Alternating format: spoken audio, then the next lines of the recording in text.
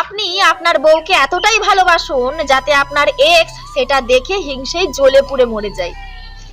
আপনি আপনার বউকে এতটাই ভালোবাসুন যাতে আপনার শালীরা আপনার মতো হাজবেন্ড খুঁজতে খুঁজতে সারা জীবন অবিবাহিতই রয়ে যায়। আপনি আপনার বউকে এতটা পরিমাণে ভালোবাসুন যাতে আপনার পরিবারের লোকজন, আত্মীয় স্বজন, পাড়া প্রতিবেশীরা দেখলে বলে, এই বউটা নিশ্চয় ওর বরকে তাবিজ করেছে, খুনবশ করেছে। দেখুন, আপনার বউ হচ্ছে আপনার ঘরের লক্ষ্মী। আপনি আপনার লক্ষ্মীকে যতটা সম্মান করবেন, যতটা ভালোবাসবেন, আপনার ব্যাংক অ্যাকাউন্টেও কিন্তু ততটা পরিমাণে টাকা আসবে, আপনার আয় উন্নতি ততটা বাড়বে। তাই নিজের বউকে ভালোবাসুন আর নিজের সংসারের উন্নতির দিকে নজর দিন। কে কি বললো, কে কি ভাবলো সেটা দেখলে হবে না। কি ভাবছেন বউকে ঘরের মধ্যে লুকিয়ে লুকিয়ে ভালোবাসবেন?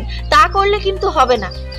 আপনি তো ঘরের মধ্যে লুকিয়ে লুকিয়ে বউকে ভালোবাসবেনই, তার সাথে বউকে সকলকে দেখিয়ে ভালোবাসুন, সকলে যেন দেখতে পায় যে আপনি আপনার স্ত্রীকে কতটা ভালোবাসেন। ঘরের বউকে শুধু লক্ষ্মী বললেই হয় না, ঘরের বউকে লক্ষ্মীর মতো সম্মানও দিতে হয়।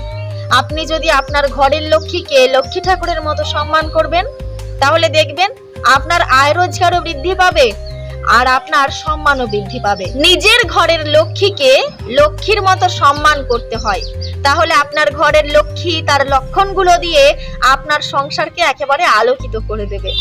তাই কে কি বললো, কে কি ভাবলো সেই সব ভেবে লজ্জা করে, ভয় করে নয়, নিজের বউকে উন্মুক্তভাবে প্রাণ খুলে ভালোবাসুন।